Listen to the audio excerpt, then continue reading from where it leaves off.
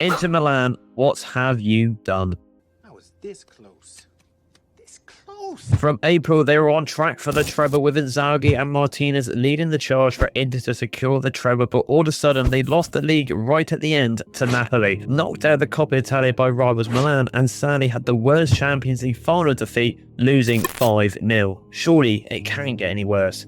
It can. Oh, it can indeed, as manager Inzaghi is heavily linked to a Saudi move, so that is why we are going to come in as the brand new Inter Milan manager and hopefully secure glory back to the club and finally win them the Champions League once again. So can we achieve that dream once again? As you can see, and we all know, I have been brought in as the new manager of Inter Milan, with Inzaghi obviously doing pretty well in his previous seasons at Inter. This season, he has had an absolute diabolical season, bottling a treble. I mean, how is that even possible? I mean, they look so clear from everyone and was probably the favourites in the Champions League with PSG, but well, PSG, we all saw how that turned out.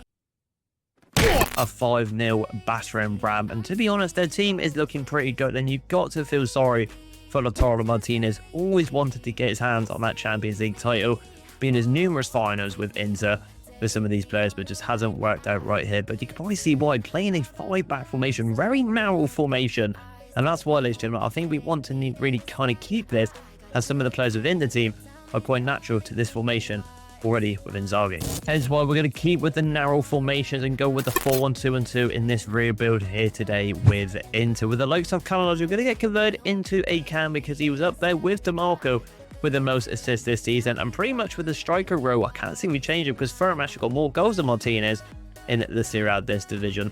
So I feel like, to be honest, we don't really need to change it as much. But as you can see, Mkhitaryan with the -3, kind of indicating there we need a new DM and maybe the odd 1 or 2 players to fill in the gaps, and maybe the rotation row in the camera. So we go now into the objectives. We can have a bit more of a deeper dive on what the board expects of us as a new manager. And as you can see now, domestic success, pretty self-explanatory. They want us to win the Coppa Italia, win the Serie A, and also go on to win the Champions League. They want the revenge against PSG. Can we do it in our first season? I'm not too sure. We need to build this team from the ground up again and actually make it and gel it into our very own team in the 4-1-2-1-2.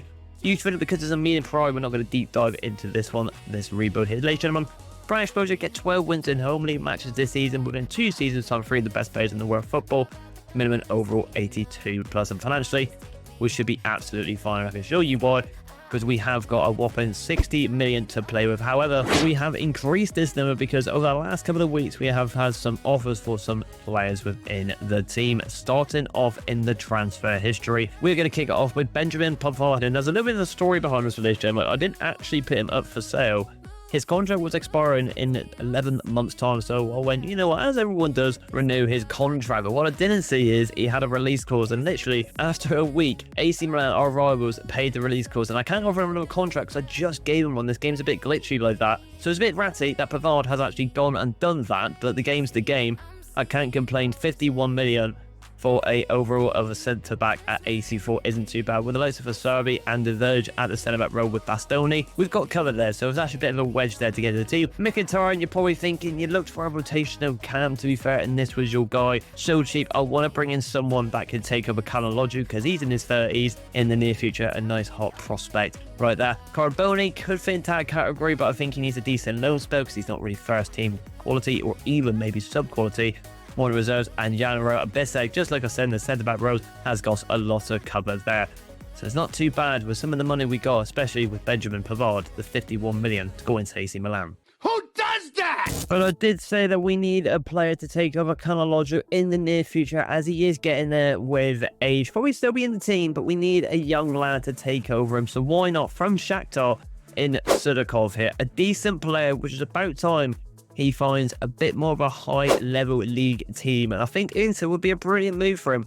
Paid 48 million for him, a big price tag on a guy who's got a bit of potential. 80 overall at the age of 21 is someone we definitely need to build within Inter Milan. Going on to our DM now, though, like I said, we need to find someone in that department, as we've literally got really no one there that can cover that role. So I thought, you know what, let's keep it Italian, and also in the Serie A in Samuel Ricci here. The age of 22, the overall 78, paid a nice whopping 13 million for him. Go to confirm into a DM. I'll check this stats out. It looks like he can fit the criteria. Italian player, game face, still in this Serie A, but no more of a top team in Inter from Torino. Welcome, Ricci. But will the likes of Ricci and Sudakov help out this team to bring success back to Inter as we're at the end of the season? And it looks like, unfortunately, we have come third right there. Let's just clarify it against Como away. And it looks like we could be potentially finishing fourth, but like I said, let's confirm it against Como there. I mean, we're the orange majority in the top right corner, and there's some pretty decent growth within the team, especially in Ricci there. Let's have a look at the rotation in Sudakov, and he's gone up quite a bit by +4 as well, which is nice to see on the rotational row in the cam row.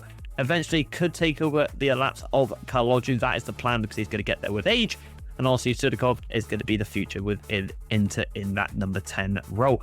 But can we get the winner at Tampa with the generic scenario against the very impressive Seth Fabregas's Como? Can we get the quick sim here and secure it? And we do, with Fratteschi and Lautaro, of course, getting on the goal sheet right there.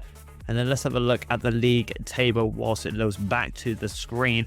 If we go to the standard, it doesn't look like we're in a Champions League, by the way, because that will be our next game, so also we'll be knocked out there, hence probably why we're not in the green majority in the top right hand corner. But it looks like we have finished third, with Lazio of all teams winning the league and Milan just in behind them. So unfortunately, no Serie A title once again. But how did we get on in the other competitions? Super Cup, and we won the Super Cup. So okay, we've already had a better season in Inzaghi before he's gone to the Saudi league. It seems like happy days right there. Coppa Italia, and we've done that. So we've got a double within our first season. Okay, I mean, that's, for me, top 3 win the league, 2 trophies of Super Cup and the Coppa Italia is very good. In terms of the Champions League, though, Arsenal versus Liverpool, very intriguing final right there. Be a bit of a clash, I feel like, 2 very impressive teams in the Premier League this season.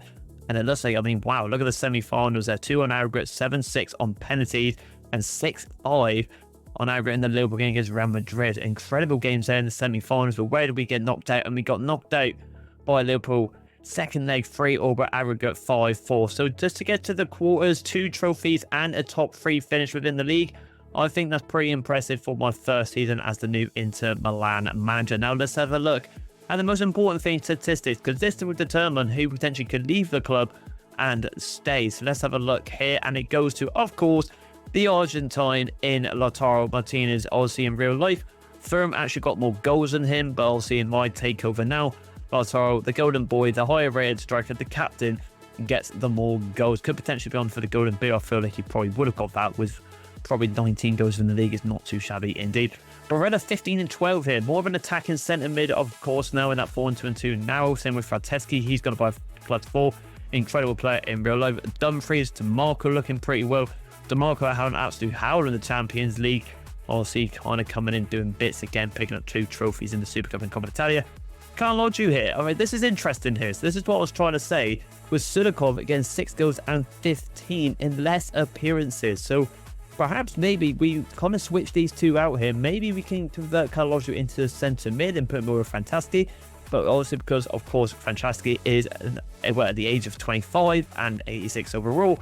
You like to think, really, we're playing with Kalodju. So maybe Kalodju, I mean, financially, let's have a look at his financial here. I mean, 48 million. I'm not saying we sell him, but if we get an offer for him around 60, 70, 80 million, I'll be quite persuaded to take it so we can improve kind of the other parts of the development of this team, like the fullbacks, the centre-backs, where obviously we've gone a little bit weaker in terms of position within the league. So something that we can definitely improve on in the near future. In terms of statistic-wise for everyone else here, we continue going. Torini there doing well, 5 and 4.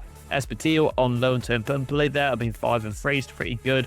Same with Ricci, 7 assists, going by +4. Fantastic first season as a new Inter Milan player. And the likes of Bastoni, not really going to go out the team. He is definitely going to be until the very end of this reboot. So not a bad season in season 1, to be honest. 2 trophies picked up with the 2 new signings looking very impressive within the team. But still, a lot of work to be done if you want to reclaim the Serie A title and also the Champions League. With the aim for the Champions League still on task at hand, we have already done some business already in Season 2 with our defence needing a bit more work from the performance in Season 1. And kicking off, we're going into the transfer history here, with the Canadian going to Roma for 5.2 million right there. A player that obviously is a wide position, and with us having a now formation, he is gone out to that player there for some more money. Francesco Piero Esposito there has gone to Monza there. Again, a player, a lot of strikers coming back from loan here, going to a different club. Johan Correa, the same, just hasn't got a future. Martin Sciasciano, another striker in the Iranian Inter Milan, they're going to Roma as well. I mean, 2 players they snatched there, but the one that will probably surprise a lot of people, Davide Franceschi, they're actually linking up with international teammate Sandro Tonali at Newcastle. And the reason I've done that, ladies and gentlemen, is I'll show you in a minute. Bazino Van Instant has gone to Spawn on loan, Joe Martinez has gone to Bournemouth, and Stankovic to Calori on loan as well. But going back to the matter at hand with Franceschi's situation here, I decided to convert Carloggio into the centre mid, where you can actually go to an 88 and very near to an 89. And I feel it'd be a bit harsh to push him out of the team with Sudakov in the camera right now. So I'm actually going to loan out Franceschi. So hopefully in the next season, he will come back and probably be even more high rated, or the same rating as Carloggio, and be decent in that rotational right there. But like I said, the main goal I feel like for this season is to improve the defence, as well. I feel like we did not win the league and only secured the 2 trophies in the Super Cup and the Coppa Italia. I'm looking at the likes of Divergia, Acerbi and Darmian. Acerbi and Darmian are retiring at the end of the season. Arnautovic has already retired, actually, hence why you can't see him in the team now. But the actual youngster in Esposito, the other Esposito here, is actually the main striker within the team now, was Zielinski. Lindsay Carboni come back from loan now. That's in prospect as well. Decent rotation for Sudakov in the Camero, back in the team. Besek as well. We're looking pretty decent indeed. I've obviously got rid of a lot of the strikers here, which makes our budget very nice indeed, with some of the sales with 217 to play with throughout the season. Let's have a look at the objectives. I think they're pretty both standard again to win the league. Yes, it is indeed. So 4 players in the youth academy side to defend. Of course, we're not going to have a look at that now. Get 12 wins in home league matches this season, win 2 seasons. Exactly the same as it was in season 1, to be honest. I feel that we could do a lot of damage in this window, though, with the 217 to play, with especially being into one of the best teams in world football. Coming off from winning 2 trophies, you'd like to think we attract some high quality players to the Italian side. And we have made our first signing in the French international in Lucas Chevalier here from Lille. Overall 80 for the age of 23, 50 million we paid for him, around that region anyway. Obviously, Lucas Chevalier is going to be the prospect, kind of like we do with Sudakov and Carloggio, but for summer. I feel like summer, honestly, decreasing in overall and getting more older. We need a new keeper to replace him one day. So I said we need to improve the defense, and why not bring an Italian back to the Serie A? He's actually at Liverpool in this career mode in Scalvini. Of course, I have to get this individual into here. At the age of 21, overall of 80, he's actually accepted a rotation role of a whopping 48 million we paid for him. Really good centre-back indeed, with a lot of bit of potential. We're being a full Italian team, it seems like here, but our new number 4 will be a star, even on the rotational role for Inter Milan this season. So as I mentioned before with Scalvini, it looks like we're being a full Italian team, so why not add another one to the collection in the rotational right-back role in Matteo Zanotti here from Lugano. A decent player for a rotation player, I feel like. The age of 22, the overall 76, a whopping 20 million for him. I think we've done a right business there. We probably overpriced, but considering the money we've got within the team, why not? Let's just secure him and get him in the team. The 3 signings are in this team, hoping to be very dynamic within this season to help Inter push for more silverware. But will more silverware come this season in Season 2, as once again, we're at the end of the season. It looks like our last game is against Parma. And just from looking at the screen, I think we have finally won the Serie A, and we have by tremendously a lot by AC Roma, Milan and Berno Calcio there. Lombardo, aka Inter Milan, are back at the top level. Super Cup, of course, we've won that as well. That's 2 trophies there. Coppa Italia retained this one, and no, Lazio gets in front of us indeed.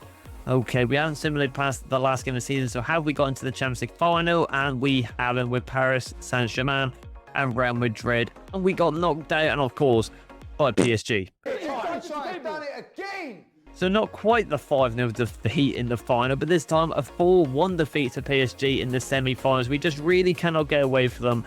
I wouldn't be surprised when we do eventually get to a final, we'll have them in the final and hopefully take our revenge. And not a bad season. We're getting a little bit better in the Champions League, but we've won the Serie A and we have won the Super Cup. Unfortunately, missed out on the Champions League and missed out on retaining the Copa Italia once again. But let's just get into the last game of the season and see what the crack is within the team. So the team is not looking too bad. And actually, there's one position and one player that I do not see, and that is Firm. So before we get into this game, let's just quickly clarify. I'm assuming he's less, and let's just check actually. We'll be able to tell with our budget. And of course, 166. So he's also gone to someone. But who? That is the question. So let's go down here.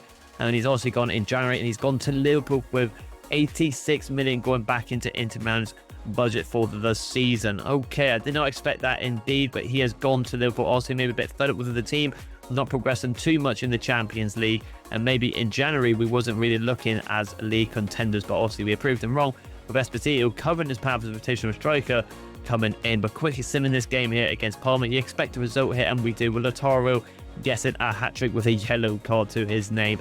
So we'll take that. The league title and the Super Cup is up, but the Copa Italia has not been retained, with the Champions League getting step by step closer to achieving the ultimate goal right there. Statistics here with the players, of course, Lautaro Martinez 30 and 11, Sudakov 27 and 12. Canaloglu, obviously that was the right move to convert back into the centre mid and loaded out fantastically there. As we can see here, he actually didn't play any games for Newcastle, so that's a bit disappointing. Very strange that he didn't play him over the likes of Joe Luton, where you would think he would play over him, with Sandro Tonali in at that centre midfield. Very surprising, and Anthony Gamara, as well. In terms of that, though, he will be back next season, maybe on the rotation, if Canaloglu is picking up the numbers again. Rishi's going to buy +3. He's very Dumfries had a bit of a better season with DeMarco, Barella as well. Esposito obviously coming in with the rotation of obviously Firm now that he's gone. I mean, 16 appearances in Serie A with 7 goals and 5 assists is pretty decent for a 78-year-old striker at the age of 23. Definitely going to be back in that striker role next season. Probably more on the bench, but we also have to say goodbye to a couple of players right here, starting off with Darmian and Asabi. Of course, they will be retiring at the end of the season. As you can see, they are going to be leaving due to old age. So fair play to them right there. Incredible careers for both of them indeed. But it's safe to say, I know I said that this guy could be on number 9, but he probably will go down the subs. It's safe to say, like I said though, we need a new striker for next season, as Ferrum has gone off to Liverpool in season 2. Decent season, but surely the Champions League is in sight for Inter Milan. So with us needing a striker desperately, we have nailed all the other aspects of sorting out this team and going for it straight away in season 3 by bringing in John Duramba Al Nassr. Overall of 83 at the age of 22, with our budget being a whopping amount this season. Why not get a player that's kind of similar to Ferrum as our new number 9? He's back in Europe to destroy the Serie A. But that is not the only signing we have done in season 3, as I went and jumped on the gun before this guy goes to Man United in this career mode. We snapped him up in Manu Kone, overall 83 at the age of 25. With Frateski coming back and Zielinski getting a bit old, I want to add more variety into that centre midfield with Canaloglu and Barella. And I feel like this guy, paying a whopping 15 million from Gladbach for him, is going to be the man. Offers something different, and also, it's got a pretty good game face. But surely we can get over the final hurdle now, which is the Champions League, as I've decided for season 3 not to loan or sell any players within the team to boost our chances to finally get over that last hurdle in the Champions League. And it looks like, whilst me talking and simulating through, Bernardo Calcio 4th, Labarda, aka Inter, are 1st, and we have done it in fashion once again. But the question is, have we got to any finals again? Super Cup we have, that's 2 trophies down. Copa Italia, lost it in the last season, but we have retained it again now. We are back. It is back, as a treble is on the card. But is there a Champions League final? And there is, finally, and it isn't against PSG. We cannot get our revenge against them, but it is going against the Gunners in Arsenal. Let's see from the Champions League perspective right here. Beat Manchester City, also had them in the finals a couple of seasons back there in real life. Also versus Bernardo Calcio, to be fair, 3-1 on aggregate. Quarterfinals, we actually brought it back on the away leg, 3-1, 4-3 there against Barcelona. Round of 16, Bobby looks like 7-4 on aggregate. I've been intrigued to see where PSG came, to be honest, because I can't actually see them at all in the playoffs. No, they didn't, and to be honest, they had an absolute stinker. Where are they? I mean, what happened there to PSG? I mean, are they in the Europa League? Or am I just being blind as per usual? So after some scouring around, PSG are in the Conference League against Atletico Bilbao. I mean, what on earth has happened to their team here? it looks like they have had a shocker where Inter is back with a bang. To be honest though, ladies and gentlemen, we're going to probably just dodge this game because let's be realistic, we've already won the league. We want to hurry up and get this ticked off in the Champions League against the mighty Arsenal. So let's just get right to it here. We actually, did we lose our last game there? Let's have a look. Yes, no, we didn't. We did win the games having days. I thought, to be honest, we was home. Hence why I got a bit confused with my commentary. I do apologise. But here we go. Arsenal versus Inter. Let's see how we go. And Barella's got a red card, but do not worry. Like I said, this is the reason why we have rotation. Fratteschi is going to go with Barella this game. Of course, Barella is going to watch from the reserves or maybe at home. But probably Zazinski here coming in the second rotation row in the centre mid. But you can see Duran's an 85. That gone up by a little bit. Sudakov a 90. Scalvini. The team is looking tremendous. You can see why it has potentially secured a quadruple this season. But we have to get past Arsenal. Let's get into it. So after final, Inter lose to Manchester City in the final, PSG, but they find themselves in another final now with myself as their new manager after 3 seasons against Arsenal. Are we going to win this one here today, or are we going to go into season 4 with confusion on how to improve this team a bit more just to get over the final hurdle of the Champions League? And that will be a piece there from, I'm not too sure, their number 11. And we got, oh my God, wow. They have got the main man that absolutely battered them in real life in Doué, a player we have to watch out carefully for. What an individual. I think everyone can kind of agree now in a sense. I know Lamar has kind of proved himself a little bit more in the sense of longevity for the age he is with the Euros, etc. But Doué with the Champions League with that performance and how incredible he is and how young he is, I think them two are the next 2 big stars that can really take the pony by storm next coming. Maybe the next kind of Messi Ronaldo vibe, if you could say there. But he is a one to watch out for Arsenal there. Cannot believe he could potentially haunt us again. Calafiori, good challenge there. Schlotterbeck to Moreno here. And here he is. Vitor Cortez as well. What a team Arsenal's got here. Actually linked with Man United now in real life. It's a ball at the top there. A good head down. And Canalogic, a good pass out for the loanee from Newcastle in Fratteschi there. Over up and running from Sudakov, the brought him in Ukrainian. Tries to cut inside by Timbers. He does alright. Duran is on the back post. And Calafiori does well just to do it off and get it away. Lautaro does not want to lose 3 Champions League finals in a row. That would be very poor on his resume, especially as a captain, as he's got to lead this team to victory today and not another 5-0 horror show like PSG did. And Doué here, he's got a chance and a ricochet. Chevalier there with a good save from the French international, going against his teammate, to be fair, in Doué. Fantastic there. Obviously, Lautaro is quite a fast player, but not compared to probably Duran. He's got that lengthy build. I mean, just trying to get past Schlotterbeck there. You can see Arsenal really revolutionised their team in this career, and I must admit, they've been the better side. We need to be a bit more crisper here, but Rishi there does well, and Duran is on the ball now. And now Lautaro Martinez has found a gap, and they made a mistake also, but can we capitalise? And we do with the captain! Lautaro Martinez makes it 1-0 against Arsenal. Massive mistake. And captain fantastic. Link up with his new teammate, not Thuram, sorry, and Duran. Don't know where I was going with my commentary there, I apologise, but you can see what I was trying to say. Massive mistake from Arsenal though, they've been all over us. It just takes one chance, and we will capitalise, especially with a highest rated player on the pitch. So 1-0 to Lombardo, AK Inter, due to the bloody licence. They got to get the licence back surely somehow. I mean, it's been like that for 2 or 3 seasons now. Yeah, you've got to sort out. Just looks a bit daft, doesn't it? Saka doing well. Bukayo Saka still in this team. Of course he is. The wonder boy for Arsenal. Back post to Doué. Goes across goal with the clearance by the defender. Saka goes for it. Fratteschi gets fortunate there though. And now we could go again with Duran maybe making a run against Saliba. Knows all about Saliba, probably playing him in the Prem before he went to Al Nassr in real life. Sharan Timbers looking to go down the wing here. Inter are known for very good defender. The Italians are very known for it. They're saying that, but Doué is there. And the French international keeper steps up again against the danger man, who is probably the biggest threat at the moment on this pitch, surprisingly enough, and Doué. Saliba does well, but can we get in front of it? I must admit, Fratteschi is doing fantastic covering over you know who, in Barella. But we'll take that 1-0 up in this Champions League final. I must admit, though, Arsenal are edging it in terms of possession and going forward. We just need to switch on. But as it stands, we will complete this challenge and lift up the Champions League title for the legend in Lautaro Martinez. Right, gentlemen, 2 changes and 2 surprising changes here. Coney comes on for Calafiori. I want someone a bit more physical in that midfield. And the right back in the rotation comes on for Dumfries as I'm controlling him right now. Overlapping run though, maybe a mistake by myself and Zanotti coming onto the pitch. Do a twisted and turning forward pushy man, but again, maybe I was ripe to bring him on. Good challenge on one of the world's biggest youngsters. Sudikov tries it aside there. It's taken it out with Frateski going back into Sudikov.